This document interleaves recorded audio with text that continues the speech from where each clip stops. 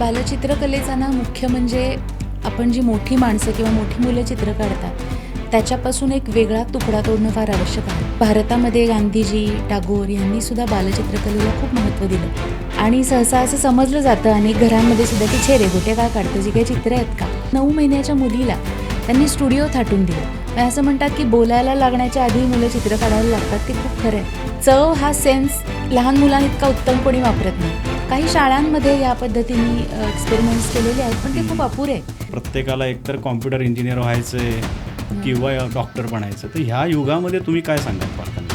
हे युग खूप आधी सुरू झाले, माझ्या लहानपणी सुरू झाले. म्हणजे तू चित्र काढणार, मग पोटापाण्याचं काय तुझ्या, हा जो एक मुद्दा आहे ना, हा गहन प्रश्न असतो. कारण आपल्याला अवेअरनेस नसतो. त्यांना अगदी कॉलेजच्या बाहेर पाऊल ठेवल्या कदाचित पैसे नाही मिळणार, नोकरी नाही मिळणार, वेळ लागेल त्यांना, पण इट्स सो एनरिचिंग. म्हणजे त्यांचं स्वतःचं आयुष्य नाही तर ते समाजाचं आयुष्य समृद्ध करतात. ए फॉर ॲपल हे जसं शिकवलं जातं तसं ॲपल इज रेड हे पण शिकवलं जातं. तर हे खरं नाही आहे. तो ॲपलचा आकार असाच का असला पाहिजे किंवा दुसऱ्या कोणीतरी काढलेला का मी रंगवायचा आहे, हे प्रश्न मुलाला पडणार नाही आहेत. ते तुमच्या डोक्यात पडले पाहिजेत की माझ्या मुलांनी स्वतःचं काढलं पाहिजे का दुसऱ्या कोणीतरी दिलेलं काहीतरी रंगवायला पाहिजे. इकडे तिकडे रंग जातो आणि त्याला 10 पैकी गुण दिले जातात शाळेमध्ये. ते किती टॉर्चर आहे खरं मुलाच्या दृष्टीने. चादरी सोडत नाही, सगळीकडे मुलांना चित्र काढायचं असतं. तर हे इतकं इंटरेस्टिंग आहे ना, आणि त्या मुलाला तुम्ही त्या वयात नाही करू देणार तर कधी देणार. सायकोलॉजी असते, फिलॉसॉफी असते, हे सगळे विषय शिकवतात आणि त्याच्यातून तुम्ही चित्रकार म्हणून तुम्हाला एक दृष्टी येते. Self love is very important. मी असंच करते की पालकांना मी 4 चौकोन काढायला सांगते. आत्ताही मी रंगवूनच आणलेत, पण ते मी एक्सप्लेन करते. जिथे जिथे शक्य आहे तिथे मुलांना भिंतींवरती चित्र काढू दे, घरभर चित्र काढू दे, जमिनीवर चित्र काढू दे. डस्ट इफ यू मस्ट कविता आहे ना, ती अगदी मला इथे ॲप्लिकेबल वाटते की तुम्ही काहीतरी महत्त्वाचं करा. कशाला डस्टिंग करत बसलाय, कशाला केअर काढताय, राहू दे तो केअर, पण तुम्ही काहीतरी छान महत्त्वाचं करा. That is more important for your life. तसं मला चित्रकलेचं वाटतं की काढू दे ना चित्र. म्हणजे माझी ना लहान असताना अशी 8-8 तास रमायची चित्रामध्ये आणि त्यांनी जो फोकस त्यांचा वाढला, सगळ्यात त्यांना पुढे अभ्यास. माझ्या एका लेखातला काही महत्त्वाचा भाग मला वाचून दाखवायला आवडेल.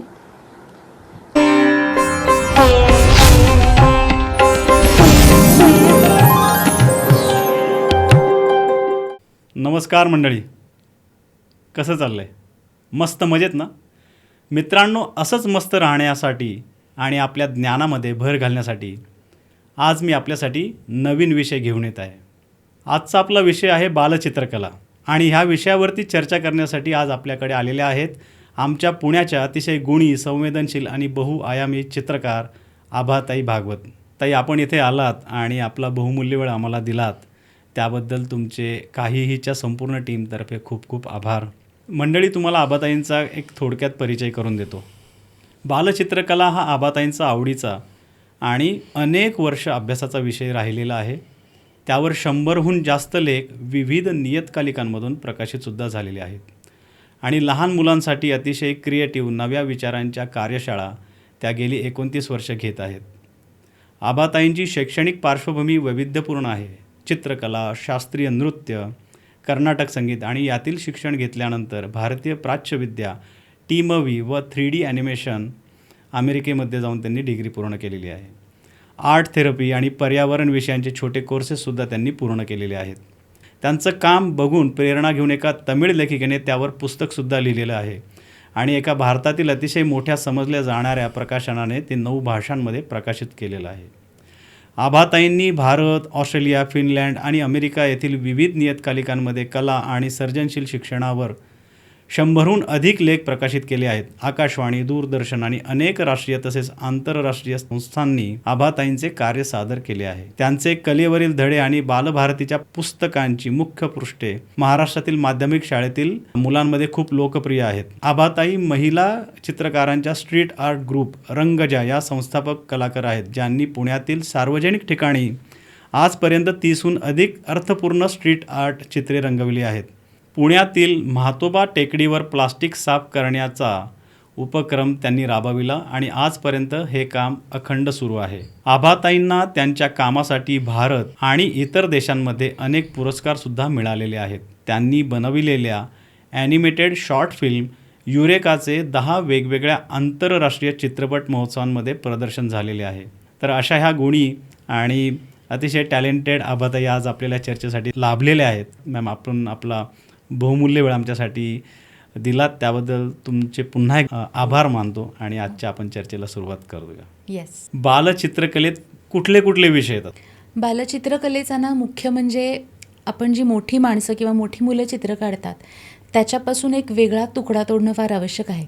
कारण लहान मुलांची समज वेगळी असते मोठ्यांपेक्षा. पूर्वी एक 150 वर्षांपूर्वीपर्यंत तुम्ही जाऊन बघितलं ना तर तेव्हा बालचित्रकला ही काही वेगळी असते असं समजतच नव्हते. आणि याचा अभ्यास मुख्यतः वेस्टमध्ये सुरू झाला. पण भारतामध्ये गांधीजी, टागोर यांनी सुद्धा बालचित्रकलेला खूप महत्त्व दिलं. तर तेव्हा असं समजायचं की मुलं काहीतरी रेघोट्या काढतात गंमत म्हणून आणि काही त्याला फार अर्थ नसतो आणि त्याच्याकडे फार लक्ष द्यायचं नसतं. पण एक फ्रेंच मानसशास्त्रज्ञ त्यांनी अभ्यासासाठी जेव्हा बालचित्रकला हाताळायला सुरुवात केली किंवा काही गोष्टी मोजण्यासाठी तेव्हा चित्रकलेचा वापर, बालचित्रकलेचा वापर होत असे, त्याच्यात त्यांना लक्षात आलं की त्याच्यात काही टप्पे आहेत आणि त्यांनी त्यातल्या क्वांटिटेटिव्ह असे टप्पे त्याच्यामध्ये मांडले. म्हणजे मुलं नेमकं काय करतात हे पाहून त्याप्रमाणे टप्पे मांडले. आणि मग एक 50 वर्षांनंतर एक ऑस्ट्रेलियन कला शिक्षक होते, त्यांनी त्याचा अजून अभ्यास केला सखोल आणि त्यांच्या लक्षात आलं की विशिष्ट वयाची मुलं विशिष्ट चित्र काढतात. आणि हे युनिव्हर्सल आहे गंमत. म्हणजे जगभरातल्या मुलांचं हे त्यांनी निरीक्षण केलं की 2 ते 4 वयोगटातली मुलं जी असतात त्यांना फक्त रेघोट्या जमतात. कारण त्यांचा हातावरती कंट्रोल यायचा असतो अजून आणि त्यांना जे काही माध्यम मिळतं त्याच्यात ते एकावर एक उठतंय ह्याचाच इतका आनंद असतो की ते काढून बघतात. आणि सहसा असं समजलं जातं अनेक घरांमध्ये सुद्धा की छे रेघोट्या काय काढतं, जी काही चित्र आहेत का असं म्हणतात येता जाता. पण ते खरं नाही आहे. तो चित्रकलेचा जन्म आहे मुलाच्या दृष्टीने. आणि 2 हा वयोगट त्या अभ्यासकांनी मांडला ते सुद्धा आता खरं खोडून काढायची वेळ झाली असं मी म्हणेन. कारण एक ऑस्ट्रेलियामध्येच एक एक्सपेरिमेंट एका आर्टिस्ट पालकांनी करून बघितला. त्यांच्या 9 महिन्याच्या मुलीला त्यांनी स्टुडिओ थाटून दिला आणि त्या मुलीने इतकी सुंदर चित्र काढायला सुरुवात केली आणि साधारण 3-1 वर्षाची असताना तिच्या रेघोट्यांना एक वेगळंच ॲबस्ट्रॅक्ट एक्सप्रेशनिझमचं स्वरूप आलं. आणि ती आता जवळजवळ किती 19 वर्षाची आहे मुलगी. तर ती नंतर तिने फक्त चित्रकलेचा अभ्यास केला. पण किती लहान असल्यापासून मुलं चित्र काढतात. असं म्हणतात की बोलायला लागण्याच्या आधी मुलं चित्र काढायला लागतात. ते खूप खरं आहे. त्यामुळे बोलायला लागण्यापर्यंत वाट नाही बघायची. मुलांना आधीच तुम्ही चित्रकलेचं मटेरियल उपलब्ध करून दिलं पाहिजे. बालचित्रकलेत छोट्या मुलांच्या बाबतीत एक असा प्रश्न असतो की छोटी बाळं सगळ्या गोष्टी तोंडात घालतात कारण त्यांना चव बघायची असते. चव हा सेन्स लहान मुलांना इतका उत्तम कोणी वापरत नाही. तसंच त्यांना खडूची, रंग दिले तर रंगांची चव बघायची असते. म्हणून बालचित्रकारांना नेहमी सेफ मटेरियल्स देणं खूप आवश्यक आहे. म्हणजे जे त्यांच्या पोटात गेल्याने त्यांना इजा होईल अशा गोष्टी येऊच द्यायच्या नाहीत त्यांच्या संपर्कात. मग ऑइल पेस्टल्स नाही द्यायचे. किंवा मुलाशी तुमचा जर का अगदी बाळ असल्यापासून चांगला संवाद असला आईवडिलांचा तर तुम्ही 9 महिन्याच्या बाळाला सुद्धा जर का सांगितलं ना की हे चांगलं नाही आहे तुला खाण्यासाठी तर पोटात जाणार नाही याची काळजी घे, तर मूल काळजी घेतं. ते बाळच असतं पण त्याला एवढं समजतं. आणि हा विश्वास अर्थात मी पेरेंटिंगमधल्या या गोष्टी आहेत की अगदी बाळ जन्मल्यापासून काही करायच्या असतात की आईवडिलांमध्ये आणि मुलामध्ये संवाद निर्माण व्हायला लागतो. तो स्ट्रॉंग असेल तर ह्या गोष्टी तुम्ही मुलांबरोबर करू शकता. पण जर का तुम्ही खूप कामात आहात आणि तुमचं मुलांकडे पुरेसं लक्ष द्यायला तुम्हाला वेळ नाही आहे आणि मुलं कोणाकडे तरी वाढलेली आहेत, आजी आजोबांकडे, केअरटेकर्सकडे, in that case you should be more careful. तेव्हा तुम्ही मग काय क्लेच दिला आणि तो सिंथेटिक क्ले पोटातच गेला तर मग ताबडतोब हॉस्पिटलमध्ये न्यायची वेळ येईल. त्यामुळे बालचित्रकलेचा विचार असा ना सर्वंकष करायची गरज आहे की माध्यमं कुठली द्यायची आहेत, काय वयात मुलं चित्र काढू शकतात, त्या मुलाबरोबर कोण पाहिजे चित्र काढायला, त्याला कुठले सरफेसेस अवेलेबल करून द्यायचे आहेत आणि किती मोकळीक द्यायची आहेत. असा बालचित्रकडे बघण्याचा दृष्टिकोनच पूर्ण डेव्हलप व्हायची गरज आहे. हो. काही शाळांमध्ये या पद्धतीने एक्सपेरिमेंट्स केलेले आहेत पण ते खूप अपुरे आहेत. मग खरं तर हे घराघरांमध्ये व्हायला पाहिजेत या गोष्टी. पण आत्ताच्या ह्या स्पर्धेच्या युगामध्ये प्रत्येकाला एकतर कॉम्प्युटर इंजिनियर व्हायचं किंवा डॉक्टर बनायचं. तर ह्या युगामध्ये तुम्ही काय सांगाल पालकांना? हे युग खूप आधी सुरू झाले, माझ्या लहानपणी सुरू झाले. म्हणजे मी जेव्हा चित्रकार होणार आहे असं म्हणलं, माझे आई वडील खूप वेगळे होते, त्यामुळे त्यांना खूप आनंद झाला. पण आमच्या आजूबाजूचे सर्वजणांचा विरोध होता. म्हणजे तू चित्र काढणार, मग पोटापाण्याचं काय तुझ्या? हा जो एक मुद्दा आहे ना, हा गहन प्रश्न असतो, कारण आपल्याला अवेअरनेस नसतो. म्हणजे जी स्पेशल मुलं आहेत ना, की ज्यांना एखाद्या कलेमध्ये गती आहे, त्यांचा मार्ग खरंच वेगळा असतो. खडतर म्हणणार नाही मी त्याला, त्यांचा ग्राफच वेगळा असतो. त्यांना अगदी कॉलेजच्या बाहेर पाऊल ठेवल्या ठेवल्या कदाचित पैसे नाही मिळणार, नोकरी नाही मिळणार, वेळ लागेल त्यांना, पण इट्स सो एनरिचिंग. म्हणजे त्यांचं स्वतःचं आयुष्य नाही तर ते समाजाचं आयुष्य समृद्ध करतात, बदल करतात त्याच्यात. त्यामुळे हे असे जे कलाकार दिसतात ना लहानपणी, त्यांना काय पद्धतीने घडवलं पाहिजे याचा थोडा अभ्यास करून, तज्ज्ञांना विचारून, त्यांना त्यांचा गायडन्स घेऊन गोष्टी केल्या पाहिजेत. मग हा विषय मॅम, की चित्रकला हा विषय अगदी लहानपणापासून शाळेत असतो, पण त्याच्याकडे तितकं लक्ष दिलं जात नाही किंवा गंभीरतेने पाहिलं जात नाही, तर कदाचित सुरुवातच तिकडनं झाली. त्याच्याबद्दल काही एज्युकेशन जर अवेअरनेस वाढवला, नक्की व्हायला पाहिजे त्या गोष्टी. म्हणजे काही स्टँडर्डाईज शाळांचा मी अभ्यासक्रम बघितलेला आहे, आणि अगदी 1.5-2 वर्षाची बाळं आता डे केअरसाठी जायला लागतात, ती त्या शाळेत जातात काही वर्ष. तर तिथे काय होतं की आकारामध्ये रंग भरण्याच्या फक्त ॲक्टिव्हिटीज त्यांना दिल्या जातात. आणि म्हणजे ए फॉर ॲपल हे जसं शिकवलं जातं तसं ॲपल इज रेड हे पण शिकवलं जातं. तर हे खरं नाहीये. हे पुढे जाऊन मुलाला कळतं की हे चुकीचं शिकवलं आपल्याला. तर apple can be green as well, it can be yellow as well. हां, आणि तो ॲपलचा आकार असाच का असला पाहिजे, किंवा दुसऱ्या कोणीतरी काढलेला का मी रंगवायचा आहे, हे प्रश्न मुलाला पडणार नाही आहेत, ते तुमच्या डोक्यात पडले पाहिजेत. की माझ्या मुलांनी स्वतःचं काढलं पाहिजे का दुसऱ्या कोणीतरी दिलेलं काहीतरी रंगवायला पाहिजे, हा प्रश्न मोठ्यानं पडायला पाहिजे. आणि परावृत्त केलं पाहिजे मुलांना कोणीतरी काढलेल्या चित्रात रंग भरायला. रंग भरणं हे इतकं साधं स्किल आहे ना, ते महत्त्वाचं आहे नक्की चित्रकलेच्या दृष्टीने, पण ते अत्यंत साधं आहे. आणि तिथे चित्रकला थांबत नाही, त्याच्यावरती त्याचा मनोरा आहे. तो मनोरा लक्षात घेऊन, म्हणजे काही मुलं ना, तुम्ही बघितलं असेल की त्यांना एक आकार दिलेला आहे, समजा बॉल काढून दिलेला आहे, तर त्याच्या बाहेर इकडे तिकडे रंग जातो आणि त्याला 10 पैकी गुण दिले जातात शाळेमध्ये. तर हे किती टॉर्चर आहे खरं मुलाच्या दृष्टीने, की त्याची अजून ग्रीप तयार नाही झालेली, त्याला आकार कुठले आहेत ते अजून ओळखता येत नाही आहेत, त्याला रंग कसा भरायचा हा पहिला अनुभव आहे, आणि तुम्ही त्याला म्हणताय की ह्या आकाराच्या आत रंग भर. तर हा अन्याय आहे मुलांवरती, काही गरज नाही आहे करायची. उलट त्याला कोरा कागद द्या, हवे तेवढे रंग द्या, आणि मुलाला हवं ते काढू देत. अशी खरी चित्रकलेची सुरुवात झाली पाहिजे, पायाभरणी झाली पाहिजे. म्हणजे खऱ्या अर्थानं चाकोरीतनं बाहेर पडायचं असेल तर हा ॲटिट्यूड डेव्हलप होणं खूप पॅरेंट्समध्ये अतिशय आवश्यक आहे. अगदी. म्हणजे पालकांना मी असंही बघितलं, अनेक घाबरणारे पालक असतात की मुलं घरामध्ये चित्र काढतात. तुमच्या मुलांनी काढली असतील की भिंती सोडत नाहीत, जमीन सोडत नाहीत, छत सोडत नाहीत, काही सोडत नाहीत, चादरी सोडत नाहीत, सगळीकडे मुलांना चित्र काढायचं असतं. तर हे इतकं इंटरेस्टिंग आहे ना, आणि त्या मुलाला तुम्ही त्या वयात नाही करू देणार तर कधी देणार? म्हणजे मुद्दा आठवला म्हणून सांगतो. माझी मुलगी वेदिका, मग ती आता तिचं जीन्स पण ती रंगवते. म्हणजे एखादं काहीतरी चित्र काढते, मला खूप कौतुक वाटतं त्याचं, की असं काहीतरी करतायत. म्हणजे मुलं चाकोरी बाहेर विचार करतायत, मला वाटतं. आणि तो मुद्दाहून म्हटलं बोलावं असं वाटला. हो ना.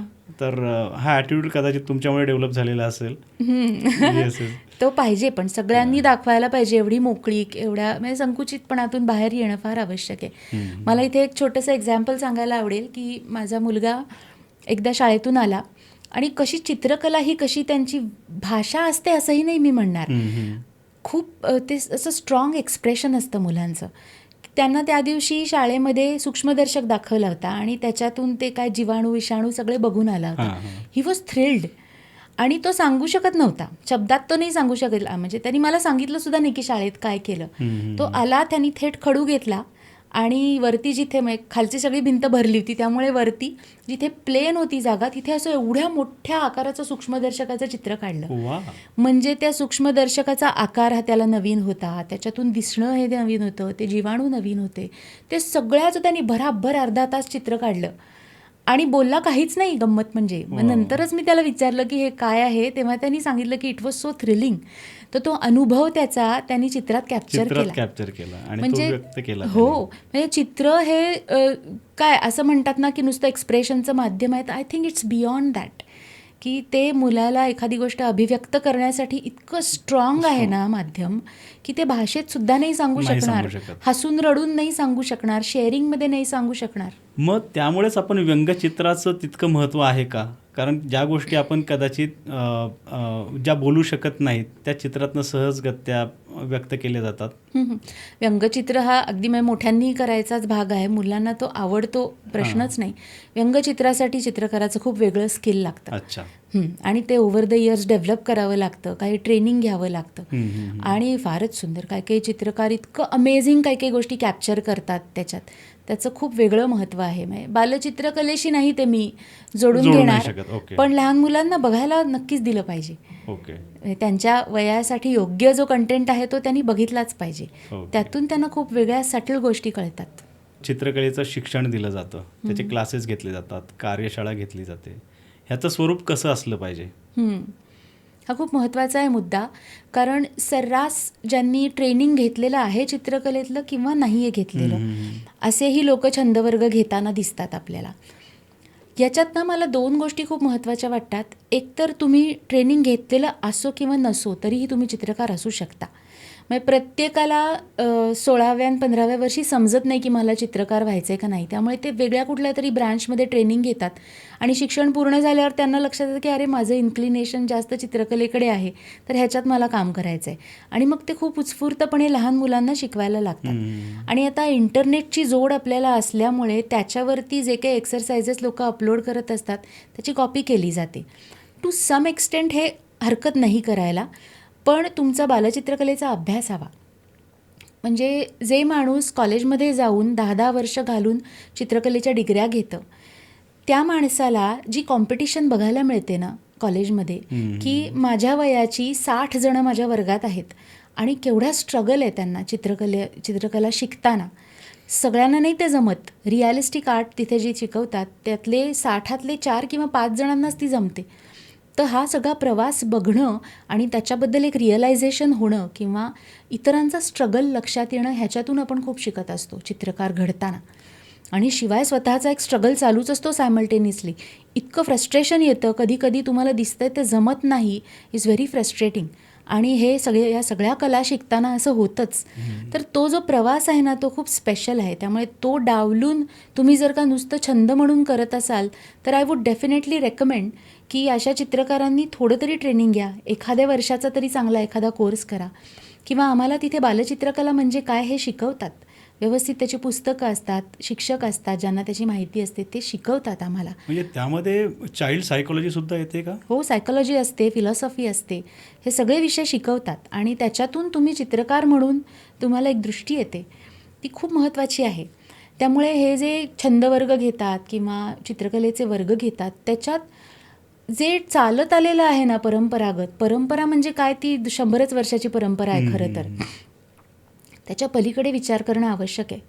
कारण चित्रकलेबद्दलच मला नेहमी असं वाटतं की लहान मुलं जेव्हा चित्र काढतात ना तेव्हा ती फक्त स्किल या गोष्टीशी सीमित नाही आहे. त्याच्यात एक्सप्रेशन आहे, त्याच्यात उपचार आहे, त्याच्यात पर्यावरणाचा विचार आहे. अशा असंख्य गोष्टी ज्या म्हणजे आजच्या घडीला ज्या अत्यंत बॉइलिंग विषय आहेत काही. पर्यावरण रक्षण हा एक अत्यंत महत्त्वाचा विषय आहे. तर तो चित्रकलेतही रिफ्लेक्ट व्हायला हवा. तर ह्या सगळ्याचा विचार करून ते छंदवर्ग घेतले पाहिजेत. किंवा मगाशी जो मुद्दा आपण म्हणला ना की आकारात रंग भरणं ही मर्यादा नाही ठरवून घेता कामा, त्याच्या बियॉन्ड जायला पाहिजे. आपण एक उल्लेख केला की उपचार, म्हणजे कशा पद्धतीचा उपचार, एखादं उदाहरण आपण देऊ शकता का? हा फार माझा अगदी आवडीचा हा विषय आहे बोलायचा. उपचाराचे 3 प्रकार आहेत. एक तर थेरपिस्ट जे असतात, आर्ट थेरपिस्ट असतात, त्यांना ट्रेनिंग असतं, त्यांना सायकोलॉजीचा त्यांचा अभ्यास असतो आणि ते विशिष्ट उपचारांसाठी कलेचा वापर करून घेतात विशिष्ट पद्धतीने. मग त्याच्यामध्ये कागदाचा विशिष्ट आकार असतो, त्याच्यात विशिष्ट रंग दिले जातात मुलाला, विशिष्ट वातावरण असतं, विशिष्ट गोष्टी मुलाशी बोलल्या जातात आणि विशिष्ट आउटकमची अपेक्षा असते. हा सगळा जो सेटअप आहे तो माझ्यासारख्या सामान्य चित्रकाराला नाही आहे जमणार. ह्याच्यासाठी थेरपिस्टच पाहिजे. त्यामुळे ते नाही मी करायला जायचं चित्रकार म्हणून किंवा कला शिक्षक म्हणून. हा एक भाग झाला. दुसरा भाग असा आहे की कलेचा वापर नकळत उपचारासारखा होतो. त्याच्यात 2 भाग आहेत. एक म्हणजे art it self is a therapy. Yes, तुम्ही yes, yes. सुद्धा I जर do का agree. अनुभवलं 100%. असेल की अगदी, चित्र अगदी. आपण काढायला लागलो की आपण इतके रमतो की it works like a therapy. तुम्ही सगळं विसरून जाता आणि खूप मजा येते. Yes, so yes. That is a therapy in it self. म्हणजे एखादं मूल समजा रडतंय ना, म्हणजे मी अनेकांना सांगते की हा एक्सपेरिमेंट करून बघा की मूल रडतंय तर त्याला म्हणा की तुला चित्र काढायचं आहे का, हे घे कागद घे, रंग घे, बस, ते मूल शांत होईल. तर हा झाला उपचार. अगदी अगदी. आणि दुसरे एक उपचाराची गंमत अशी आहे की काही अशा विशिष्ट ॲक्टिव्हिटीज आपण डेव्हलप करू शकतो. याचं एक उदाहरण देते मी. एक अमेरिकेतला हा प्रयोग आहे. तिथे जे आफ्रिकन मुलींच्या पूर्वजांना गुलामगिरीसाठी खेचून आणलं गेलं अमेरिकेमध्ये, त्यांच्या पिढ्यानपिढ्या त्यांच्यावरती परिणाम होत गेला आणि त्यांची गरिबी तशीच राहिली. त्यांच्या डार्क स्किन्स तर ऑब्व्हियसली बदलणार नव्हत्या, पण रेसिझम इतका होता अमेरिकेमध्ये, किंवा आहे सुद्धा अजूनही अनेकांना अनुभवायला मिळतो. आपण खरं जगभर बघतोय की रेसिस्ट गोष्टी किती चालू असतात. तर या रेसिझममुळे त्या खूप अशा अप्रेस्ड होत्या आणि त्याच्यातून त्यांना बाहेर काढण्यासाठी एका चित्रकार बाईंनी हा प्रयोग केला. टेक्सासमध्ये एक सेंटर आहे आणि तिथे या ज्या ब्लॅक आफ्रिकन अमेरिकन अशा मुली होत्या, त्यांची ओबेसिटी पण खूप वाढलेली होती, खूप जाड झाल्या होत्या त्या, आणि त्यांनी डिप्रेशन येतं, डिफिडन्स येतो. तर ह्याच्यातून त्यांना बाहेर काढायचं होतं. तर तिने काय केलं, मोठेच्या मोठे कागद घेतले ज्याच्यावरती संपूर्ण मानवी शरीर मावेल असे, ते आडवे ठेवले. तो अख्खा ग्रुप जमला आणि प्रत्येक मुलीचं चित्र काढलं, आउटलाईन काढली, तिचे जे सुंदर ड्रेसेस त्यांनी घातलेले होते त्यांची चित्र पूर्ण रंगवली. एक एक चित्र व्हायला 5-5 दिवस लागले. असं नाही की आपलं 2 तासात झालं असं. ती पूर्ण केली चित्र आणि ती चित्र अशी भिंतीवरती लावून ठेवली. आणि मग त्या सेंटरमध्ये जे येणारे जाणारे लोक होते ते म्हणायचे की वा काय सुंदर चित्र आहे. तर त्या मुलीला वाटायचं की मीच सुंदर आहे. सुंदर. वा वा. तर असं तिचं ते अपलिफ्टिंग झालं. तर हा उपचारात्मक जो इफेक्ट आहे ना, हा छोट्या छोट्या गोष्टींमध्ये पण असतो. म्हणजे आपण कधी स्वतःचे हात ॲप्रिशिएट केलेले नसतात, कधी पाय ॲप्रिशिएट केलेले नसतात, कधी आपण आरशात बघतो ना तर नेहमी म्हणतो की नाही हे असं नको होतं, तसं हवं होतं. स्वतःला म्हणतोच आपण प्रत्येकजण. तर त्याच्यात बदल व्हायला पाहिजे. Self love is very important. आणि साधा कॉन्फिडन्स ज्यांचा गेलेला आहे ना, की बेसिक कॉन्फिडन्स ही एक लेवल तेवढी तरी मॅच व्हायला पाहिजे, खूप उच्च असावा असं नाही, त्याच्यासाठी असे उपचारात्मक प्रयोग खूप छान पद्धतीने वापरता येतात. म्हणजे नुसतं चित्र घेतली आणि झालं असं नाही ते होत. त्याच्या पलीकडे जावं लागतं. कला शिक्षकाला त्याच्याविषयी बोलावं लागतं मुलांशी. आणि हे चित्र जे स्वतःचं काढायचं जे आहे ना उपचारात्मक ॲक्टिव्हिटी, ती तर दरवर्षी करा असं मी म्हणते अनेक पालकांना, की दरवर्षी किती बदल होतात मुलांमध्ये आणि they should appreciate those changes. ही खूप सुंदर गोष्ट आहे आपल्याला आयुष्यात मिळालेली. तर असे ते उपचाराचे वेगळ्या वेगळ्या बाजू आहेत. वा वा, खूपच छान मॅम. म्हणजे इतकं सुंदर तुम्ही आणि सहज पद्धतीने सांगताय. तर मला वाटतं नक्कीच आपल्या जे काही प्रेक्षक पाहत असतील त्यांना याचा उपयोग होईल आणि त्यावरती ते काहीतरी ॲक्शन्स घेतील, घ्यायला पाहिजे. इनफॅक्ट मी म्हणेन की मुलांबरोबर तुम्ही मोठे पालक सुद्धा काढा ही चित्र स्वतःचं. मी माझं स्वतःचं उदाहरण देतो मॅम तुम्हाला, की आम्ही कधी कधी आता IT मध्ये जॉबला असल्यामुळे काही काही वेळेस अननेसेसरी बऱ्याचशा गोष्टी स्ट्रेस आलेल्या असतात. तर माझी एक ठरलेलं असतं, कधी महिन्यातनं एकदा किंवा 2दा आम्ही सगळे सहकुटुंब बसतो. मी प्रत्येकाला एक पेपर देतो. मुलगी आणि मुलगा दोघं तर उत्तम काढतातच ड्रॉइंग, पण पत्नीला आणि आम्ही चौघं 5 जण, आई असेल तर आई, बाबा असतील तर बाबा, आम्ही सगळे असे बसतो आणि ती ॲक्टिव्हिटी करतो. सुंदर. वा वा वा. आणि एवढं स्ट्रेस लेस वाटतं. पूर्ण जो ताण आलेला असतो, अननेसेसरी जो आलेला असतो, तो पूर्ण जातो. अगदी अगदी खूप जादू आहे खरं तर चित्रकलेत. पुढचा प्रश्न घेऊया. तुम्ही मगाशी बोललात चाकोरी बाहेरचं चित्र, ह्याचं काही उदाहरणं आपल्याकडे आहेत का? अगदी अगदी. मी खरं ना गेली 15-1 वर्ष मी चाकोरी बाहेरच्या चित्रांचा विचार करते आहे आणि त्याच्यातून एक मला सुचलेली गोष्ट मला दाखवायला आवडेल. मी असंच करते की पालकांना मी 4 चौकोन काढायला सांगते. आत्ता हे मी रंगवूनच आणलेत पण ते मी एक्सप्लेन करते आता. पहिली चौकट जी असते रिकामीच असते, ही सगळी काढतात चित्र तेव्हा. त्याच्यात मी सांगते की आकाराबाहेर रंग न जाऊ देता भरायचं. ही छोटीशी एक हे सूचना असते की आकाराबाहेर रंग नाही जाऊ द्यायचा. ते झालं चित्र. अगदी छान सुंदर रंगवू शकतात हे सगळेजण. दुसरी जी असते त्याच्यात मी एक चित्र काढून देते आणि त्याची कॉपी करायला सांगते, त्याची नक्कल करायला सांगते. तिसरा जो चौकोन असतो त्याच्यामध्ये मी हे जे टिपिकल झाड आपण काढतो ना, वरती ढग आणि खाली खोड, ब्राऊन आणि हिरवं, ते काढते आणि सांगते की हे नाही काढायचं पण झाडच काढायचं. आता काय काढाल? मग लोक 100 पद्धतीने वेगळ्या वेगळ्या पद्धतीने विचार करतात आणि तिथे काहीतरी इंटरेस्टिंग येतं. आणि चौथी जी चौकट असते त्याच्यात मी सांगते की मनाचं चित्र काढा. तर ही ॲक्टिव्हिटी झाल्यावरती प्रत्येकाने एक्सप्लेन करायचं असतं की काय वाटलं, what process did you go through. तर सगळेजण सांगतात की हे खूप सोपं वाटलं. मजा तर येतेच रंग भरायला प्रत्येकाला, पण हे खूप सोपं वाटलं, त्याच्यात काही फार डोकं चालवावं लागत नाही. दुसरं जे होतं ते कॉपी करणं सुद्धा रिलेटिव्हली सोपंच आहे, सुंदर आहे पण सोपंच आहे. त्याच्यात नुसतं काय बघायचं आहे आणि ते तसंच्या तसं काढायचा प्रयत्न करायचा आहे. तिसरं जे आहे तिथे खरं चॅलेंज सुरू होतं.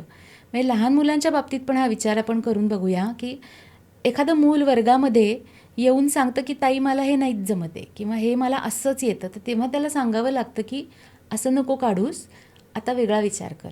आणि तिथे खरी क्रिएटिव्हिटी सुरू होते. तसं तुम्हाला जेव्हा सांगितलं जातं की हे झाड नाही काढायचं पण झाडच काढायचं आहे, मग तुम्हाला 10 पद्धती सुचतील. तुम्ही बाहेर बघाल, इकडे बघाल, आठवाल की हां झाड तसं दिसतं, हां मग नुसतं फुलांचं असू शकतं, नुसतं पानांचं, निष्पर्ण असू शकतं, अनेक पद्धती येतात त्याच्यामध्ये. तिथे क्रिएटिव्ह थिंकिंग खरंच सुरू होतं. आणि हे जे आहे ना मनाचं चित्र, तिथे खरी माणसं खुलतात. म्हणजे ते चॅलेंजही असतं, पण त्याच्यातून जे बाहेर येतं तो आउटकम इतका क्रिएटिव्ह असतो की त्यांनाच थक्क व्हायला होतं की अरे I had never thought about this. तुम्ही भविष्यकाळात जाता, भूतकाळात जाता, वर खाली जाता, आठवून बघता, मला काय येतं, त्याच्या पलीकडे कसं जाऊ, मला आत्ता काय वाटतंय, त्याचं कसं काढू चित्र. अशा अनेक गोष्टी खऱ्या इथे विचार केल्या जातात. त्याच्यामुळे ते जे मी सारखं म्हणते ना की आकारात रंग भरण्यातून बाहेर या, ते खूप सोपं आहे. त्याच्या पलीकडे जाऊ दे चित्रकला. तर कॉपीपर्यंत पण पोचतात मुलं. म्हणजे काही कार्टून्सची कॉपी करतात आणि आईवडिलांना असं वाटतं की आपलं मूल चित्रकार आहे. तर कॉपी ही रिलेटिव्हली खूप सोपी गोष्ट आहे, शिकण्यासाठी त्याचा नक्कीच उपयोग आहे. पण कॉपी करणारं मूल हे नॉट नेसेसरीली चांगलं चित्रकार आहे. तर मग चित्रकलेचा उत्तम पद्धतीने वापर कसा करून घ्यायचा आहे, तर त्याच्यात थोडीशी निगेटिव्हिटी आणायची की हे नाही तर आता 100 प्रकार शोधून काढ आणि मनाचं चित्र काढायचं. मनाचं चित्राचं एखादं उदाहरण सांगू शकाल? मनाचं चित्र खरं तुम्हीच सांगा मला, की तुम्हाला मी सांगितलं की मनाचं चित्र काढायचं आहे, तर करा बरं विचार, काय काढाल? म्हणजे आता मला म्हणता आलं तर हा मोठी टास्क आहे. हो. मग जे मला पहिल्यांदा प्रथमदर्शनी वाटलं ते असं होतं की तुमचं मन कसं दिसतंय अशा पद्धतीचं चित्र आहे. अच्छा. पण ते तसं नाही आहे हे पण मला आता कळलंय. हां. मनाचं चित्र म्हणजे तुम्हाला जे काही वाटतंय, Yes. कुठल्याच बाउंड्री नाही आहेत त्याला, अगदी. की असं एक चित्र जे तुमच्या मनात आहे, तुम्हाला छान कधी मे बी तुमचं ड्रीम असेल काही, हो असू त्याचं शकतं. चित्र. अगदी. किंवा मनाचं म्हणजे तुमच्या मनात जे आहे ते मी न सांगितलेलं. हां, मी I am not going to guide you there. Okay. तुम्हाला जे वाटतंय ते तुम्ही तुमच्या मनातलं काढायचंय. ओके. मग तुम्हाला आता या क्षणी वाटलं की नाही मी ह्याचं चित्र काढणार आहे, या बॉक्सचं किंवा या कपाटाचं, तरी चालेल. ते तुमच्या मनातलं आहे, माझ्या मनातलं नाहीये. असं ते मनातलं चित्र. वा वा वा, खूपच छान. हे ह्या पद्धतीचं मी आत्तापर्यंत माझ्या जीवनात ऐकलेलं नाही, पण ज्या पद्धतीने हे 4 चौकोनाचं महत्त्व सांगितलेलं आहे येस, ते खूप महत्त्वाचं मला आहे. एक इथे ॲडिशन करायला आवडेल. म्हणजे खरं तर सेल्फ प्रेज करू नये, पण मला मध्ये मी हेच एके ठिकाणी एक्सप्लेन करत होते आणि एका बाईंनी विचारलं की हे तुला कुठे सापडलं, तर मी त्यांना सांगितलं की सापडलं नाही, मी तयार केलंय वा ते. वा. तर म्हणजे मला ही खूप महत्त्वाची गोष्ट वाटते की आपण वेस्टकडून इतक्या गोष्टी घेतो.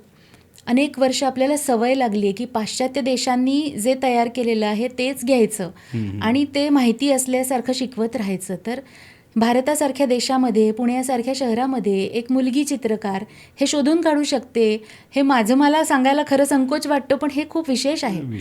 आणि याचा वापर खरं जगभर झाला पाहिजे की अशा पद्धतीने चित्रकलेकडे बघता आलं पाहिजे. तो दृष्टिकोन डेव्हलप होणं गरजेचं आहे. ही काळाची गरज आहे मी तर म्हणेन. कारण लहानपणापासून हे जे संस्कार मुलांवरती झाले, हा ॲटिट्यूड पॅरेंट्सनी ॲक्च्युली आत्ता तरी जर डेव्हलप केला तर येणाऱ्या पिढीसाठी नक्कीच चांगलं भवितव्य असू शकतं. नक्की प्रश्नच नाही. पुढचा प्रश्न घेऊया. हो. चित्रकलेची प्रक्रिया महत्त्वाची आहे का त्यानंतर मिळणारा रिझल्ट महत्त्वाचा आहे? का सुरेख प्रश्न आहे हा. आत्तापर्यंत वर्षानुवर्षे अशी समजूत सगळ्यांचीच आहे, अगदी आपल्या घरातले आजी आजोबा, शिक्षक शाळांमधले आणि सगळ्यांचीच, किंवा पुस्तकांमधून सुद्धा आपण बघतो की रिझल्ट महत्त्वाचा आहे. तर चित्रकलेचा रिझल्ट हा दुय्यम आहे नेहमीच. त्या प्रक्रियेतून जे तुम्हाला मिळतं ना ते इतकं अफलातून असतं. आता माझ्या कार्यशाळा चालू आहेत तर त्याच्यामध्ये मी बघते ना, तर एक वेळ अशी येते की पिन ड्रॉप सायलेन्स असतो आणि मुलांना अचूक समजलेलं असतं की काय मी सांगितलं आणि त्यांना कसं ते काढायचं आहे आणि ते ती काढत असतात आणि विश्वास बसणार नाही कोणाचा, पण अर्धा तास 7 ते 15 वयोगटातली मुलं शांतपणे फक्त चित्र काढत असतात काही त्यांना डिस्ट्रॅक्शन नसतं. हे मेडिटेशन आहे ॲक्च्युली. अगदी अगदी. आणि मेडिटेशन त्या प्रक्रियेतच आहे, रिझल्टमध्ये नाही आहे. रिझल्ट हे असं एखाद्या आईसबर्गचं टिप असल्यासारखं आहे फक्त, की तुम्हाला सगळं त्याच्या खाली काय आहे ते कळणारच नाही आहे कधी.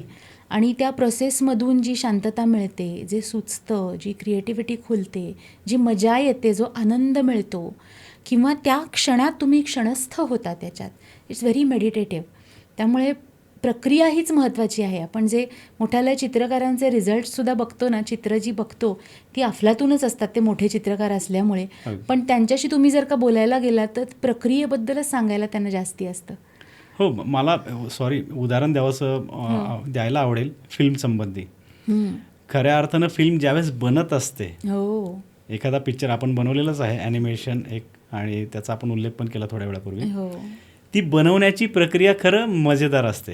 तो एकदा तयार झाल्यानंतर लोक किती ॲप्रिशिएट करतात ते एक आनंदाची गोष्ट आहेच आहे. हो, परंतु ह्या पूर्ण प्रक्रियामध्ये म्हणजे अगदी पिक्चर तयार होऊन लोकांनी पाहण्यापासून खरोखर जी खरी प्रक्रिया असते त्यातला आनंदाचा भाग शोधायचा झाला तर मला वाटतं ती क्रिएटिव्हिटीची, म्हणजे जी फिल्म बनत असतानाची जी प्रक्रिया आहे ती सगळ्यात जास्त आनंददायी असते. आणि अगदी ते चित्रकलेच्या बाबतीत सुद्धा सेमच आहे. नक्की. म्हणजे निर्मात्याच्या दृष्टीने, म्हणजे निर्माण करणारे जे आहेत सहभागी त्याच्यात, त्यांच्या दृष्टीने ती प्रक्रियाच महत्त्वाची आहे. पण अर्थात चित्रकलेची किंवा कुठल्याही आर्टवर्कची गंमत अशी आहे की जो बघणारा असतो त्याच्या दृष्टीने बघणं ही प्रक्रिया असते आणि तो रिझल्टच बघणार असतो. त्यामुळे तिथून वेगळी प्रक्रिया येते आणि आधीची ही कलाकाराची म्हणून एक वेगळी प्रक्रिया असते. चित्रकारांची चित्र आणि त्यांच्या गोष्टी मुलांना का सांगितल्या पाहिजेत, त्यातनं काय नेमकं मिळतं? हो, आपल्याकडे अशी पद्धतच नाही आहे की मोठ्या चित्रकारांची ओळख लहान मुलांना करून द्यावी. तर माझी मुलं जेव्हा जन्मली ना तेव्हा मला असा इतका आनंद झाला की आपल्याला चित्रकलेचा जन्म बघायला मिळाला. की ते मुलं जेव्हा चित्र काढायला लागली 9-10 महिन्याची असताना, तेव्हा मला असा सर्वात जास्त आनंद झाला की 10 वर्ष शिकूनही ज्या गोष्टी मला अनुभवता आल्या नाहीत किंवा समजल्या नाहीत त्या मला माझ्या स्वतःच्या मुलांनी चित्र काढलं तेव्हा समजल्या. आणि तेव्हा मला असं वाटलं की अरे एवढे मोठे चित्रकार होताना शिकलो, इतकी अप्रिशिएट करतो आपण, अशी हृदयाचा भाग झालेली असतात व्हॅन गॉची पेंटिंग्स किंवा मोनेची पेंटिंग्स, तर हे पोचायला पाहिजे मुलांपर्यंत. म्हणजे मुलांनी सुद्धा जर का पुन्हा 20 आणि 25 वर्ष झाल्यावर नंतरच ते चित्रकार बघायचे असतील तर मग मी मिळवलं काय. म्हणून मी तो प्रयोग करून बघायचा ठरवला. मी पॅरिसला गेले होते काही काळ एका एक्सचेंज प्रोग्रॅममध्ये, आणि तिथे माझी जी होस्ट होती ती चित्रकला शिकवायची शाळेमध्ये, आणि म्हणूनच तिने ॲक्च्युली मला तिच्या घरी राहायला गेस्ट म्हणून बोलावलं होतं. तर ती मला एकदा शाळेत घेऊन गेली आणि त्यांनी असा प्रयोग केला होता की मोने नावाचा एक खूप मोठा आर्टिस्ट, फ्रेंच, अतिशय लाडका फ्रेंच लोकांचा, त्याचं घर पॅरिसपासून जवळ आहे आणि ते अजूनही जसं होतं तसं त्यांनी ठेवलेलं आहे आणि तुम्ही टुरिस्ट म्हणून जाऊन व्हिजिट करू शकता. तर तिने या अख्ख्या वर्गाला त्या घरात जाऊन दाखवलं की कसा तो राहायचा, त्यांनी का अशी चित्र काढली, अशी त्याची प्रेरणा. छोटी 3 आणि 4 वर्षाची मुलं, आणि त्यांना मोनेचं घर त्यांनी दाखवलं.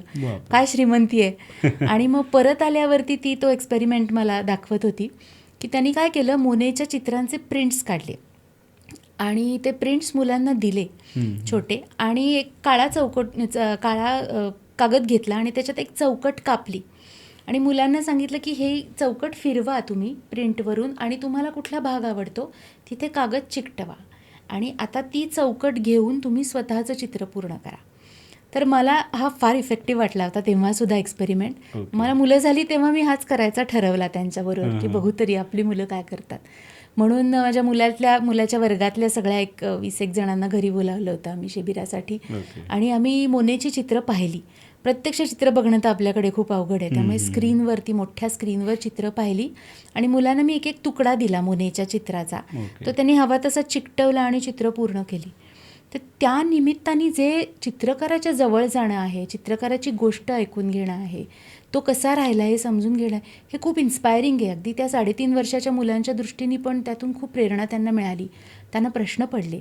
म्हणजे आता व्हॅन गॉची स्टोरी जेव्हा मी मुलांना सांगते तेव्हा त्यांनी कान का कापला होता स्वतःचा किंवा त्यांनी आत्महत्या केली, हे जेव्हा मी सांगते मुलांना, 7वीचा वर्ग मला एक आठवतो, त्यांना आम्ही सगळी चित्र बघत होतो आणि इतकी तल्लीन झाली होती मुलं, 2 तास कसे गेले आम्हाला पत्ता लागला नाही.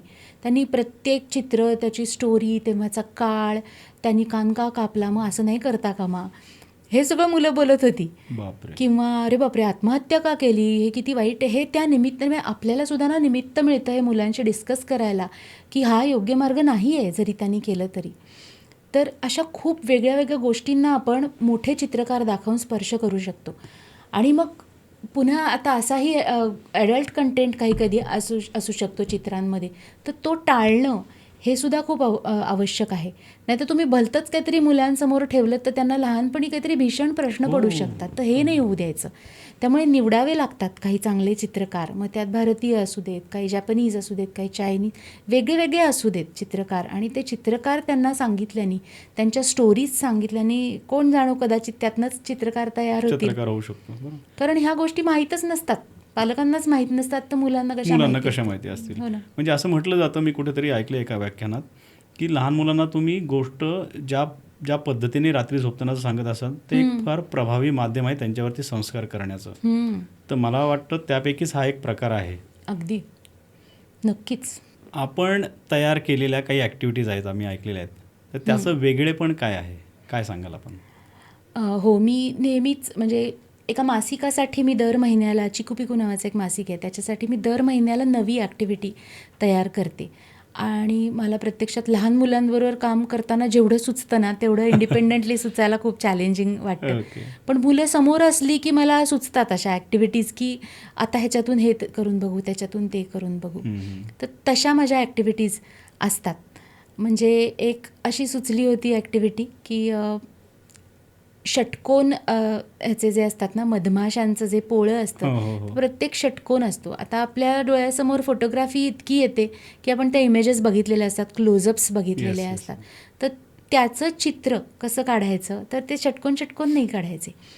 मग अगदी साधे आम्ही असे वेगळे वेगळे आकार, कारण छोट्या मुलांना भलभलते आकार पण खूप छान जमतात आणि उलट एकसारखे काढायला सांगितले तर अवघड जातं.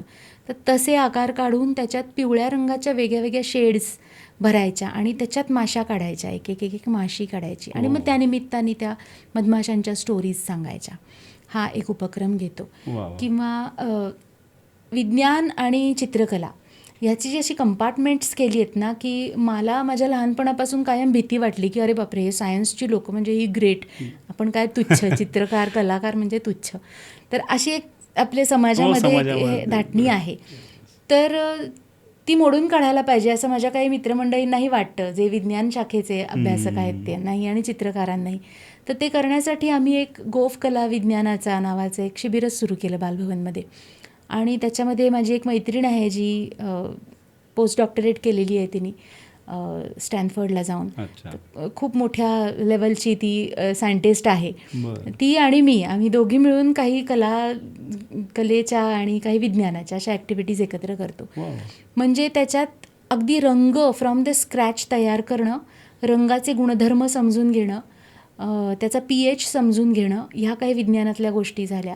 आणि मग त्या रंगांचा इफेक्टिव्ह वापर चित्रकारांनी कसा केला आहे, असा तो असा सर्वंकष एक मुलांना अनुभव मिळतो की ज्याच्यातून विज्ञान आणि चित्रकला हे काही तुकडे नाही आहेत, हे कुठेतरी रजिस्टर होतं त्यांच्याकडे आणि मग त्या दृष्टीने ते वेगळ्या पद्धतीने बघू शकतात जगाकडे. अशा ॲक्टिव्हिटीज देण्याचा माझा प्रयत्न असतो. मला एक ॲक्च्युली पुस्तक, 1-2 पुस्तकं दाखवायला आवडतील माझ्या ॲक्टिव्हिटीजची. हे एक पुस्तक आहे ज्याच्यामध्ये हात आणि पाय याच्या आउटलाईन्स काढलेल्या आहेत आणि त्याच्यातून 101 चित्र अशी तयार केलेली आहेत. तर हे करायला इतकी धमाल येते. आणि जसं मगाशी उपचारात्मक गोष्ट मी म्हणलं ना, की स्वतःच्याच हाताचं चित्र काढणं, दॅट इज सेल्फ लव्ह. तर हे खूप छान पद्धतीने प्रॅक्टिस करू शकतात मुलं. हे एक आकृती नावाचं पुस्तक आहे. आणि 2-3 वर्षांपूर्वी चिमणी चित्र नावाचं एक क्रिएटिव्ह ड्रॉइंग बुक आम्ही तयार केलं आहे. आणि ह्याच्यामध्ये फार इंटरेस्टिंग 2-3च दाखवते मी, फार नाही दाखवत.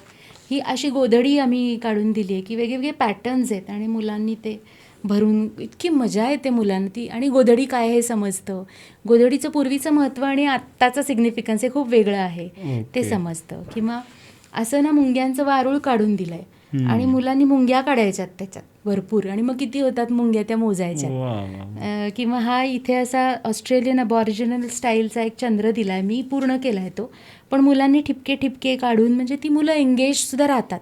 ही ॲक्टिव्हिटी पूर्ण करायला गेली ना या साईजमध्ये तर 2-2, 3-3 तास मुलं रमतात ह्याच्यात. तर असं वैशिष्ट्यपूर्ण काही ॲक्टिव्हिटीज आम्ही तयार केलेल्या आहेत. आणि मला वाटतं आत्ताच्या या मोबाईलच्या युगात असं जर काही शिक्षण मिळत असेल मुलांना हो आणि पालकांना म्हणजे जर माहिती मिळाली की असं काही आहे, हो तर मला वाटतं खूप चांगला अगदी. बदल घडू शकतो आणि पालकांमध्ये अवेअरनेस सुद्धा त्याबद्दल जागू अगदी शकतो. खरं आहे. हा तुम्ही जो मांडलात आत्ता मुद्दा तो खूप महत्त्वाचा आहे की स्क्रीनपासून लांब जाण्यासाठी अक्षरशः अशी वेळ येते आता की ॲक्टिव्हिटी शोधून काढा आणि हो, आम्हाला हो, द्या. हो. तर ते खूप महत्त्वाचं आणि आहे. आजकाल मी म्हणतो अशा पद्धतीच्या जर काही गोष्टी पाहायच्या असतील, समजा एखादा पॅरेंटला खरंच इच्छा आहे काय करण्याची, ते डायरेक्ट गुगलवरती जातात किंवा हो. ॲमेझॉनला जातात आणि पाहतात अशा ॲक्टिव्हिटी. हो पण ना. मला असं वाटत नाही की त्याच्या मागचं खरं जे विज्ञान तुम्ही जे उलगडून सांगितलं ह्या पुस्तकाच्या मार्फत, हो ना. तर नक्कीच त्यातनं काहीतरी हो बदल घडू ते शकतो. लक्षात घेणं खूप आवश्यक आहे. Yes, yes. आणि आपल्या प्रेक्षकांना जर समजा हे बुक्स हवे असतील तर हो. कसे अवेलेबल होऊ ही शकतात? दोन्ही ऑनलाईन अवेलेबल आहेत. अच्छा. आकृती आणि चिमणी चित्र दोन्ही ऑनलाईन अवेलेबल आहेत. ओके. तुम्ही सर्च केलं की सापडू शकतील. ओके. मला आठवतं आपल्या चर्चेमध्ये एकदा तुम्ही बोलला होतात की बिंदास राहा, मुलांना हवं तिथं चित्र काढू द्या, म्हणजे अगदी घरामध्ये सुद्धा चित्र काढू द्या, रेषा काढू द्या, रेघा काढू द्या, काय असेल ते असू द्या. त्यामागे नेमकं तुमचा विचार काय आहे आणि हे खरंच योग्य आहे का? हो. घरात चित्र काढू देणं भिंतींवर हे योग्य आहे का नाही हे खरं प्रत्येक पालकांनी ठरवायची गोष्ट आहे. कारण एस्थेटिक्सच्या सौंदर्याच्या प्रत्येकाच्या वेगवेगळ्या संकल्पना असू शकतात किंवा घरी तुमच्या कोण कोण राहतं आहे त्यांना काही निर्बंध येऊ शकतात. मोठी माणसं म्हणू शकतात की हे खूप घाण वाटतंय. आम्ही लहान होतो ना माझा भाऊ आणि मी, तेव्हा आम्ही घरभर चित्र काढायचो. मला विशेषच आवड होती आणि आमच्या आईवडिलांनी ती मोकळीक दिली आणि त्याच्यातून मी स्वतः किती खुल्ले आर्टिस्ट म्हणून हे मला आता मागे वळून बघताना लक्षात येतं की ते एक्सप्रेशन म्हणून खूप महत्त्वाचं होतं माझ्या दृष्टीने आणि त्याच्यातूनच मला कदाचित चित्रकार व्हावंसं वाटलं. आणि चित्र तुम्ही लहानपणी काढताय ह्याचा अर्थ असा नाही की तुम्ही चित्रकार झालंच पाहिजे, पण ती मोकळीक मिळणं आहे, ती एक क्रिएटिव्ह स्पेस मिळणं आहे ना, त्याचा उपयोग तुम्हाला इतर विषयांमध्ये सुद्धा होतो. म्हणजे माझ्या मुलांना जेव्हा मी घरामध्ये चित्र काढायला दिली तेव्हा ती इतकी मोकळी झाली, इतकं त्यांना नवीन सुचायला लागलं आणि त्याच्यातून मुलं स्वतःचे स्वतः निर्णय घ्यायला लागली आणि खूप लवकर म्हणजे ती एक स्टोरीच आहे खरं, मी लिहीन त्याच्याविषयी कधीतरी की कशी ती दोघंजणं आपले आपले निर्णय घेतात. म्हणजे आता काही खूप लहान आहेत अशातला भाग नाही, 15 आणि 19 अशी वयं आहेत त्यांची, तर ते इंडिपेंडंटच आहेत. पण ज्या बिनधास्तपणे त्यांना निर्णय घ्यायला आवडतं किंवा त्यांना खात्री असते की ह्याबाबत आईवडिलांशी बोललं तर हरकत नाही, पण ह्याबाबत मला नाही बोलायचं आहे, हा मी माझा निर्णय घेण्यासाठी सक्षम आहे. तर मला असं नेहमी वाटतं की चित्र त्यांना मोकळेपणाने काढू दिली घरभर म्हणूनच हा कॉन्फिडन्स आला का काय. आणि असं मला वाटतं कुठेतरी की चित्रांचा खूप एक पॉझिटिव्ह परिणाम निर्णय क्षमतेवरती होतो. आत्मविश्वास खूप चांगला त्यांचा डेव्हलप होतो. मला वाटतं तेच तुम्ही संस्कार दिलेले आहेत त्यांना हो. आणि ती मोकळीकच त्यांना नवीन त्यांच्यासुद्धा चौकटीच्या बाहेर विचार करण्यासाठी मला वाटतं त्यांना ते स्फूर्ती मिळाली असणार आणि त्यातनंच त्यांची जडणघडण झालेली असणार. अगदी. माझाही खरा अभ्यासाचाच विषय आहे की का ते असे आपले आपले निर्णय घेऊ शकतात एवढे बिनधास्त. आणि ती खरं काळाची गरज आहे. नाही तर मी आजूबाजूला बघतो आमच्यामध्ये काही मित्र असे पण आहेत ह्या वयात सुद्धा की अजूनही त्यांना कळत नाही योग्य अयोग्य निर्णय कसा घ्यावा हो ना. किंवा दे आर डिपेंडंट. तेच. तर ते मला वाटतं तुम्ही खूपच लवकर योग्य पद्धतीने मुलांना संस्कार दिले आणि त्याचं मूळ आहे चित्रकला असं मला आणि वाटतं. तुम्हाला असलेली चित्रकलेची जाणीव. असं वाटतं मला अगदी. म्हणजे आय रिअली होप की दिस इज इट. कळेल आता ओव्हर द इयर्स. ग्रेट. पण म्हणजे ह्यातून मला असंच वाटतं की जिथे जिथे शक्य आहे तिथे मुलांना भिंतींवरती चित्र काढू दे, घरभर चित्र काढू दे, जमिनीवर चित्र काढू दे. जमिनीवर पुसले जाणारे रंग मिळतात, म्हणजे साधे आपले मार्कर्स असतात किंवा स्केच पेन्स असतात ना, ते सहज पुसले तर साफ होऊ शकतं. म्हणजे तुम्ही थोडक्यात असा काही संदेश देताय काय ज्या गृहिणींना, ज्या पॅरेंट्सना स्वच्छतेचा खूप जास्त फोबिया असतो त्यांच्यासाठी हा खूप चांगला संदेश आहे. म्हणजे मुलांच्या जडणघडणीसाठी हा अतिशय महत्त्वाचा मुद्दा आहे. हो. पुन्हा ना मी एस्थेटिक्सवर मला जायला आवडेल की प्रत्येकाची ना सौंदर्याची वेगळी दृष्टी असते. मग काही ना खरंच पसारा सहन होत नाही आणि विच इज अंडरस्टँडेबल. माझ्यासारखीला पसारा चालतो. उलट पसारा असल्याशिवाय मला सुचतच नाही. तुम्ही त्यातनंही अजून काही नवीन चित्र वगैरे तुम्ही ऍक्च्युअली निर्मिती करू शकता. अगदी खरंय. तर पण म्हणजे थोडंसं लिनियंट व्हायला पाहिजे आपण की गरजेचं आहे हो ते. ना, म्हणजे मुलांच्या भल्यासाठी, मुलांच्यासाठी त्यांच्यातल्या व्हायला काही पाहिजे. गुण आपल्याला हो. ओपन करण्यासाठी ते फार गरजेचं आहे. अगदी ती डस्ट इफ यू मस्ट कविता आहे ना, हम्म. ती अगदी मला इथे ॲप्लिकेबल वाटते की तुम्ही काहीतरी महत्त्वाचं करा. कशाला डस्टिंग करत बसलात, कशाला केअर काढताय, राहू दे तो केअर, पण तुम्ही काहीतरी छान महत्त्वाचं करा. That is more important for your life. तर वा. तसं मला चित्रकलेचं वाटतं की काढू दे ना चित्र. मुलं माझी ना लहान असताना अशी 8-8 तास रमायची चित्रांमध्ये. माय गॉड. आणि मग त्यांनी जो फोकस त्यांचा वाढला, त्याचा सगळ्यात त्यांना पुढे अभ्यासात उपयोग होतो. म्हणजे त्यांनी इतकी वर्ष चित्र काढली आणि 1 वर्ष डिक्लेअर केलं की आम्हाला काही आवडत नाही आहे बरं का चित्र काढायला.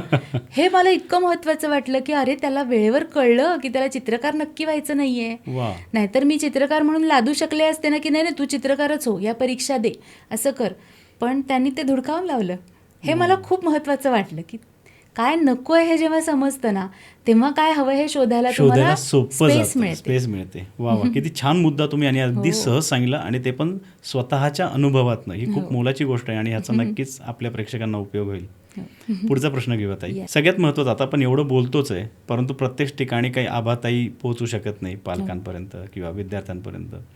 तर अशी कुठली गोष्ट आहे जी शिक्षकांनी किंवा पुस्तकामध्ये त्याचा इन्व्हॉल्वमेंट असली पाहिजे, अशी कुठली गोष्ट आहे? किंवा पालकांना काही तुम्ही सांगू शकाल की काही स्पेसिफिक गोष्टी त्यांनी स्वतःहून मुलांसाठी केल्या पाहिजेत? हो, म्हणजे एकतर बालचित्रकलेचे ना 4 टप्पे असे जे केलेले आहेत की विशिष्ट वयात विशिष्ट चित्रच मुलं काढणार आहेत, हे याचा एक तर अभ्यास केला पाहिजे. त्यानंतर काय करावं आणि काय नाही ह्याची चक्क काही जण मला हसतात की ही काय अगं तू अगदी यादी केलेली आहेस, पण ती खूप मला आवश्यक वाटते आणि ती वाचल्यावरती लोकांना रिअलाईज होतं की पालक आणि शिक्षकांनी खूप वेगळी मटेरियल्स मुलांना दिली पाहिजेत. म्हणजे तुम्ही रंगाची गंमत बघा की बाजारात मिळणाऱ्या रंगाची एक पेटी समजा आपण पोस्टर कलरची पेटी धरली तर त्याच्यात प्रत्येक रंगाचा फक्त रंग वेगळा असतो, त्याचं टेक्स्चर सारखं असतं, त्याचा स्पर्श सारखा असतो, चव घेत नाही आपण पण चव नक्की सारखी असणार कारण विशिष्टच केमिकल घातलेलं असतं. तर असा जो एकसुरीपणा बाजारातल्या मटेरियल्समध्ये असतो ना, त्याच्याऐवजी जर का आपण घरी रंग तयार केले, म्हणजे अगदी छोट्या मुलांना मी म्हणते की तुम्ही पालक आणला असला ना तर 4 काड्या मुलाला द्या ना, 4 पानं मुलाला द्या, चुरून बघू दे काय होतं त्याचं, हिरवा रंग होतो का, कळू द्या ना, चुका कळू द्या. हो ना. मग त्याच्यात पाणी घातलं की त्याचं काय होतं, मग तो उकळला की त्याचं काय होतं, बघू दे ना. नैसर्गिक रंग, तो रंग तयार करताना विशिष्ट वास येतो का, तो इतका सेफ आहे, एडिबल आहे की तुम्ही त्याची चव घेऊन बघा की याची चव कशी आणि बिटाच्या रंगाची चव कशी आहे. मग ते रंग जेव्हा तुम्ही कागदावरती उतरवतात चित्रात तर ते ओले असताना वेगळे दिसतात, वाळल्यावर वेगळे दिसतात. तर ही काय जादू आहे नैसर्गिक रंगांची. तर हे सगळे प्रयोग मुलांबरोबर केले पाहिजेत कारण त्याच्यातून ना मुलं शोधायला लागतात गोष्टी. त्यांना समजतं की प्रोसेसबद्दल जे मगाशी आपण म्हणत होतो ना, तर रंग आणि कागद तयार करण्याच्या प्रोसेसमध्ये पण गंमत आहे आणि ती जेव्हा समजते तेव्हा त्यांची उत्सुकता इतकी पणाला लागते की त्यांना सगळीकडे उत्सुकतेच्या नजरेने बघायची सवय लागते आणि शोध लागतात मुलांना वेगळे.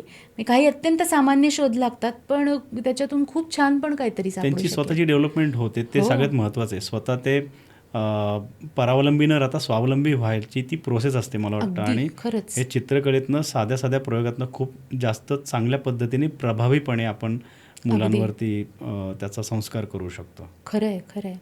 तुम्ही हा स्वावलंबनाचा मुद्दा मांडलात तो खूप आवडला मला. अगदी खरं आहे. म्हणजे त्याच्यासाठी मलाच प्रश्न पडतायत आणि मीच काहीतरी केल्याशिवाय मला उत्तर सापडणार नाहीये. ह्याच्याहून जास्त स्वावलंबन काय असू शकतं. मी माझ्यावरच अवलंबून आहे सर्व गोष्टींसाठी, सर्व उत्तरांसाठी. फार सुंदर प्रक्रिया. शेवटचा प्रश्न घेऊया. पर्यावरणपूरक चित्र केली पाहिजेत का? पर्यावरणपूरक चित्र काय आहेत आणि त्याचा समाजासाठी कसा उपयोग होऊ शकतो? हा माझा इतका लाडका प्रश्न आहे आणि सध्या मी ह्याच्यावर खूप काम करते आहे. म्हणजे अपसायकलिंगबद्दल आपण सगळ्यांनी ऐकलेलं असतं की एखादी वस्तू वापरून झाली की ती कचऱ्यात न टाकता तिचा पुनर्वापर केला पाहिजे. तर ह्या अपसायकलिंगला चित्रकलेमध्ये कसं घेता येईल याचा माझा प्रयत्न आहे. म्हणजे काही चित्रकार आहेत ज्यांनी कापडं वापरलेली आहेत कॅनव्हसऐवजी. हे मला खूप प्रभावी वाटलं आणि ते मुलांनीच शिकलं पाहिजे अशा मताची मी आहे. त्यामुळे आत्ताच्या माझ्या शिबिरांमध्ये मी अपसायकलिंगवरती भर देते आहे.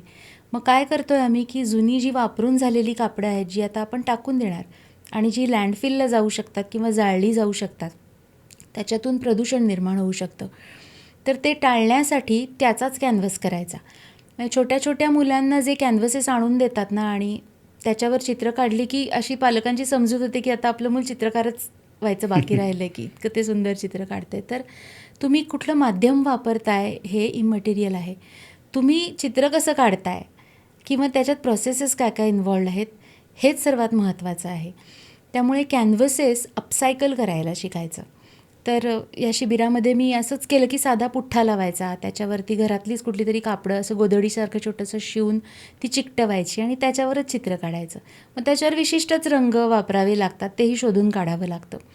दुसरा एक मार्ग आहे पर्यावरणपूरक चित्रांचा, तो म्हणजे वर्तमानपत्र जी आपण रद्दीमध्ये देतो किंवा जी जाळली जातात किंवा काय त्याचं ते शाई त्याच्यात मिक्स झालेली असते, त्यामुळे विशिष्ट पद्धतीनेच त्याचा ब्राऊन पेपर वगैरे करण्यासाठी वापरू शकतात. ओके.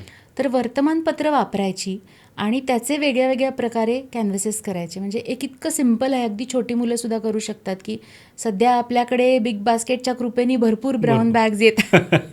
प्लास्टिकला विरोध करणं ही चांगलीच गोष्ट आहे, पण ब्राऊन बॅग्स खूप वाढायला लागल्या. तर त्या ब्राऊन बॅग्सचा सरफेस वापरायचा आणि त्याच्यावरती वर्तमानपत्राच्या पट्ट्या चिकटवून थोडी स्ट्रेंथ वाढवायची आणि तोच कॅनव्हस म्हणून वापरायचा आणि त्याच्यावर सुंदर चित्र काढायची. तर हे खूप सोपी आणि सगळ्यांना जमेल अशी गोष्ट आहे. दुसरं एक म्हणजे चटई करतात ना बांबूची किंवा कशाची, तर वर्तमानपत्राच्या पट्ट्या करून घ्यायच्या चिकटवून आणि त्या पट्ट्यांची चटई विणायची आणि चटई हाच कॅनव्हस म्हणून वापरायचा, असा एक प्रयोग आहे. आणि भित्तिचित्र हा तर आहेच, म्हणजे पर्यावरणपूरकच त्याला मी म्हणते, कारण की तुम्ही असलेले ऑलरेडी तयार असलेले सरफेसेस वापरता आणि त्याच्यावर तुम्ही चित्र काढता. म्हणजे अनेकांना ना, चित्रकारांना सुद्धा हे माहिती नसतं की एखादा कॅनव्हस जेव्हा तयार होऊन आपल्याकडे येतो दुकानातून, तेव्हा त्याच्या मागे तयार करण्याच्या प्रक्रियेमध्ये केवढी ऊर्जा खर्च केलेली आहे, कुठली मटेरियल्स वापरलेली आहेत, कुठले पेंट्स वापरलेले आहेत. तर ह्याच्यामध्ये ऑलरेडी तुम्ही पर्यावरणीय फुटप्रिंट, कार्बन फुटप्रिंट तुमचा प्रचंड तयार झालेला आहे एखादं प्रॉडक्ट विकत घेताना. ते आपण जेव्हा वापरतो तेव्हा आपण अमुक इतकं प्रदूषण करतो, रंगांचं किंवा इतर काही गोष्टींचं, केमिकल्सचं. आणि जेव्हा समजा आपण इन द लाँग रन, म्हणजे असा विचार करत नाही कोणी, पण इन द लाँग रन विचार करू की माझ्या पश्चात या चित्रांचं काय होणार आहे. मी 100 कॅनव्हसेस पेंट करून ठेवलेत, तर खरंच ते एवढे व्हॅल्यूचे आहेत का की ते कुठेतरी डिस्प्ले होतील आणि त्यांना खूप मोठं आयुष्य असेल मोठ्या चित्रकारांसारखं. तर ते कोणीतरी टाकून देणार आहे आणि मग ते टाकून दिलेलं कुठे जाऊन पडणार आहे, तर लँडफिलला जाऊन पडणार आहे. आणि लँडफिलला जाऊन पडलं की इधर ते जाळलं जाणार आहे आणि त्याच्यातून हवेतलं प्रदूषण निर्माण होणार आहे, किंवा तिथे ते पडून राहिलं तर ते बायोडिग्रेड व्हायला, त्याची माती व्हायला 500,000 वर्ष लागणार आहेत. तर तेवढा काळ तो जमिनीचा तुकडा मला ऑक्युपाय करून ठेवायला लागेल माझ्या प्रॉडक्टमुळे. ही जी चेन आहे ना सगळी, ही लक्षात घेणं खूप आवश्यक आहे. आणि म्हणून प्रत्येक प्रॉडक्टचा आपण असा विचार केला पाहिजे की ह्याची खरंच व्हॅल्यू काय आहे, पर्यावरणीय किंमत काय मोजलेली आहे या प्रॉडक्टनी. आणि इथे खरं पर्यावरणपूरक कलेची सुरुवात होऊ शकते. आणि हे विचार अजून जास्त जेवढे येतील ना आपल्या कलेमध्ये, त्याची खूप गरज आहे आता. कारण ग्लोबल वॉर्मिंगला हे सगळी प्रॉडक्ट्स ही कारणीभूत आहेत. आणि ते नाही रोखलं तर पुढच्या पिढ्यांचे हाल आहेत आपल्या. आपण एक वेळ मरून जाऊ, आपल्याला काही नाही होणार, पण आपल्या मुलाबाळांचं काय, भवितव्यासाठी ते तितकंच गरजेचं आहे, खूप आवश्यक आहे. आणि म्हणजे चित्रकला जितका महत्त्वाचा आहे तितक्याच महत्त्वाचा तुम्ही सामाजिक भान ठेवून पर्यावरणपूर्वक गोष्टी वापरून ह्या सगळ्या गोष्टीचा उपयोग करून तुम्ही अतिशय आवश्यक आहे. खूप छान संदेश दिला ताई. आणि मला वाटतं नक्कीच ह्याचा उपयोग आपल्या सगळ्या भावी पिढीला होईल. आत्ताचे जे काही पॅरेंट्स आहेत, येणारी पिढी आहे, त्याचं नक्कीच काहीतरी इम्प्लिमेंटेशन करतील. थँक्यू सो मच, तुम्ही इथे आलात आणि आमच्या पॉडकास्टला तुम्ही 4 चांद लावले असं मी म्हणेल. Thank you so much. Thank you very much. मित्रांनो, तुम्हाला काही शंका असतील तर कमेंटमध्ये तुम्ही त्या लिहा. ताईंपर्यंत पोहोचण्याचा आम्ही तो प्रयत्न करू. आणि ताईंचे जे काही शिबिरं चालतात त्याबद्दलची सुद्धा माहिती आम्ही व्हिडिओच्या शेवटी देत आहोत, तर कृपया आपण पहा. आणि मी 100% सांगतो तुम्हाला, त्यातनं तुम्हाला नक्कीच तुमच्या पाल्यामध्ये बदल घडून येईल आणि नवीन पिढी सशक्त आणि स्वावलंबी बनवण्यासाठी त्याचा नक्कीच आपल्याला फायदा होईल. Thank you so much. आत्ता इथेच थांबतो. माझ्या एका लेखातला काही महत्त्वाचा भाग मला वाचून दाखवायला आवडेल. लहान मुलांना चित्र कशी काढावीत हे मोठ्यांनी शिकवायची गरजच नसते. त्यांना बोलता येण्याआधी चित्र काढता येऊ लागलेली असतात. चित्रकला शिकवायची खरी वेळ बालपण संपल्यावर 13-14व्या वर्षानंतरच योग्य असते. त्याआधी चित्रांकडे मेंदूला चालना देणारा, वेगळा विचार करायला शिकवणारा, गुंतवून ठेवणारा, लक्ष केंद्रित करायला शिकवणारा असा अर्थपूर्ण खेळ म्हणूनच बघावं लागतं. त्या दृष्टीने अतिशय कल्पक पद्धतीने शिक्षकांना विचार करावा लागतो. स्वतःच्या भारतीय गडद त्वचेच्या रंगाचं सौंदर्य समजणं, भारतीय शरीराची ठेवण, पेहराव यांविषयी प्रेम वाटणं, स्वतःवर प्रेम करता येणं अशी कितीतरी महत्त्वाची मूल्य चित्रकलेतून सहज शिकवता येतात. स्वतःच्या हाताच्या आणि पायाच्या आउटलाईनमधून अनेक चित्र तयार करण्यापासून सुरुवात करून स्वतःचा चेहरा आणि संपूर्ण शरीराचं चित्र काढणं हे सहज सोपे कला उपचार म्हणून वापरता येतात. स्वतःचं चित्र मोठ्या कागदावर काढून, रंगवून, पूर्ण करून भिंतीवर लावल्यावर येता जाता जेव्हा त्या चित्राला लोक सुंदर म्हणतात, तेव्हा ज्या मुलाचं किंवा मुलीचं ते चित्र आहे त्याला किंवा तिला आपण स्वतः सुंदर आहोत यावर विश्वास बसतो. एवढी जादुई ताकद चित्रकलेमध्ये आहे. हे चित्र अजिबात हुबेहूब असायची गरज नाही. स्वतःचं चित्र काढताना मुलं त्यात गुंततात, स्वतःला चित्रात बघतात आणि चित्राच्या कौतुकाला स्वतःचं कौतुक समजतात. त्यातून मुलांचा आत्मविश्वास वाढतो आणि त्याचा उपयोग आयुष्यातल्या वेगवेगळ्या टप्प्यांवर होताना दिसतो. चित्र शिकण्याचा प्रवाह फक्त परदेशातून भारताकडे असायला हवा असं अजिबात नाही आहे. आपल्याकडे जर काही ताकदीचे प्रयोग केले गेले तर परदेशातही त्यांचं अनुकरण केलं जातं आणि प्रेरणा घेतली जाते असा अनुभव आहे. त्यामुळे बालचित्रकलेतील नवनवीन प्रयोग करत राहिले पाहिजेत. एके ठिकाणी फुलपाखराने पंख हलवले की पृथ्वीच्या दुसऱ्या टोकावर वादळ येऊ शकतं असं म्हणतात. त्याप्रमाणेच एके ठिकाणी बालचित्रकलेसंदर्भात केलेल्या छोट्याशा कामाचा परिणाम हळूहळू इतर ठिकाणी नक्की पोहोचत राहतो.